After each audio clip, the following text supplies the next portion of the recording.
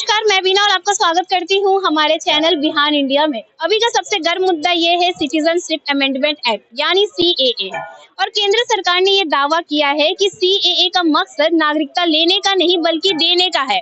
तो लोग इस पे कितना समर्थन है, CAA के से कितना वो सहमत है, इसी को जानने के लिए आज हम मौजूद हैं जनता के बीच में। तो आइए जानते हैं कि उनका क्या राय है CAA को लेकर के। सर, सिटीजनशिप अमेंडमेंट एक्ट लागू हो चुका है यानी CAA, इसका क्या उद्देश्य है, क्या मकसद है आपके हिसाब से?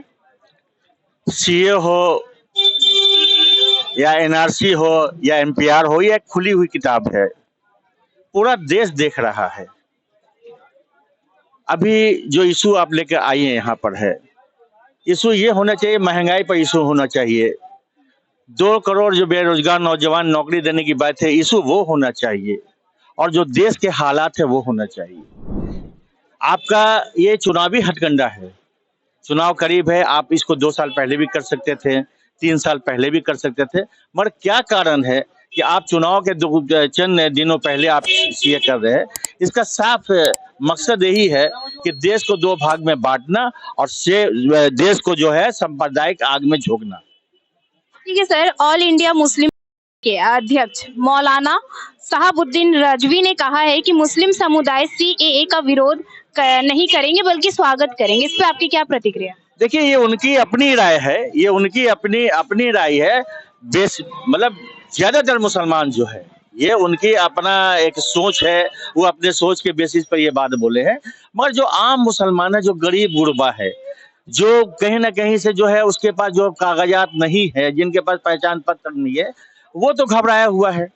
उसके लिए सरकार क्या करेगी?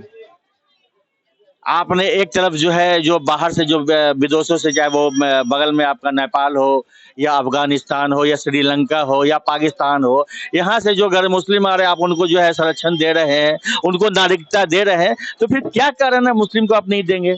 आपने तो पार्लियामेंट में कहा कि इन लोगों को देंगे, उसको आपने इस्लाम के मानने वाले मुस्लिम धर्म को आपने अलग रखा है। तो ये क्या आपकी सोच है? लेकिन सर, CAA किसी का नागरिकता छीनता नहीं है बल्कि दे रहा है। अच्छी बात है, दे रहा है, मकसद क्या है? तो फिर लोग क्यों डरे हुए हैं? आपका मकसद क्या, आपकी सोच क्या, आप क्लियर क्यों नहीं कर रहे हैं? आप जिस तरह से आपने कहा कि बौद्ध धर्म मानने वाले, सिख धर्म मानने वाले, ईसाई धर्म मानने वाले, या जो भी बगल के कंट्री से जो यहाँ आए हैं उनको नागरिकता देंगे, तो उसमें आपने मुस्लिम को क्यों नहीं जोड़ा? सवाल ये भी तो है। साउथ एक्टर का कहना है कि चुनाव से पहले CAA के माध्यम से लोगों को विभाजित करने की कोशिश की जा रही है। क्या इस पे आपकी प्रतिक्रिया है? बिल्कुल बिल्कुल सही है, बिल्कुल। ये आपस में जो है बांटने की कोशिश की जा रही है, आपस में लोग को अलग अलग किया जा रहा है और एक तनाव पैदा हो रहा है, समाज में एक तनाव पैदा हो गया है। क्या नाम है सर आपका? मेरा नाम है महमद हुआ। सर, AIMIM OVC ने कहा है कि समानता के अधिकार के खिलाफ है। आप हर धर्म को अनुमति दे रहे हैं पर आप उन्हें नहीं दे रहे जिनका धर्म इस्लाम है। इस पे आपकी क्या प्रतिक्रिया? देखिए, केंद्र में बैठे हुए जो लोग हैं, सत्ता के जो पल्लोभी लोग हैं, ये चुनावी साल है और ये इस तरह का मुद्दा लेकर के, क्योंकि इनके पास मुद्दा ही नहीं, इनके पास कोई मुद्दा नहीं है। मुद्दे में बहुत सारी बातें बुनियादी आती हैं, जैसा कि इन लोगों ने ही अपने भाषण में, पब्लिक के, जनता की अदालत में इन लोगों ने भाषण में जो वादा किया है, जो इन्होंने वादा किया है, वो सारे वादा को इन्होंने एक तरफ कर दिया है। हर मामले पर, हर नारे और हर बातों पर ये झूठे साबित हुए हैं। इनका पोल देश की जनता के सामने बिल्कुल खुल चुका है, ये नंगे हो चुके हैं। ये लोग जो है, इनका मकसद ये है कि चुनावी साल है और चुनावी साल में इस तरह के ऐसे मुद्दे को लाओ कि जिस तरीके से एक वोटों का पोलराइजेशन हो जाए, ठीक है। लेकिन यहाँ पर उन लोगों को ये बात बहुत वाज़ेह तौर पर समझाने की बात जरूरत है कि एक नहीं 1000 मुद्दे हैं। और जो आपने वादा किया था कि हम हर साल जो है 2 करोड़ हम शिक्षित बेरोजगार नौजवानों को रोजगार देंगे, उस रोजगार का क्या हुआ? तुमने कहा था कि हर जनता के अकाउंट में 15-15 लाख रुपए ला करके देंगे, काला धन लाएंगे, उसका क्या हुआ? तुमने देश में नोटबंदी करके और उसके बाद GST थोप करके देश के जो छोटे मोटे रोजगार जो भी उद्योगपति थे, उसके कमर को तुमने तोड़ा। देश की आजादी में उसके बाबू अज्जाद का बहुत बड़ा रोल रहा, उनकी कुर्बानियां रही हैं, तुम उसको नजरअंदाज कैसे कर देगा? ये तुम्हारी भूल है। और ये सब जो तुम हथकंडा अपना रहे हो, ये चुनावी हथकंडा है, और इसको पूरे देश की जनता भली भांति जान रही है, समझ रही है। और तुम्हारे इस साजिश को नाकाम चुनावी साल है, आप मुद्दे पर बात करो ना, मुद्दे पर चुनाव लड़ो ना। देश का आर्थिक स्थिति कहां से कहां चला गया है, तुम राज्य के सारे संपत्ति को तुम बेच रहे हो।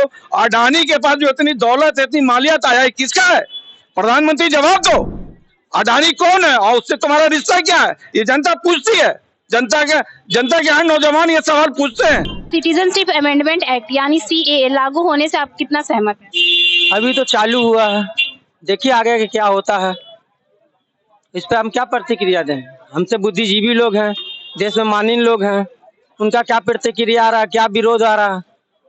हम तो एक साधारण सा आदमी हैं। ठीक है सर, तो आप हमें ये बताइए, ऑल इंडिया मुस्लिम के अध्यक्ष मौलाना साहबुद्दीन राजवी ने कहा है कि मुस्लिम समुदाय इस कानून का स्वागत करेगी, विरोध नहीं करेगी। इस पे आपकी क्या प्रतिक्रिया है? अभी तक तो उनका स्टेटमेंट न देखा है, न सुना, न पढ़ा है, क्योंकि अभी तो हम लोग का माह रमजान आ गया। रमजान में हम लोग ये तो फिर भी आप इस कानून का स्वागत करेंगे या विरोध?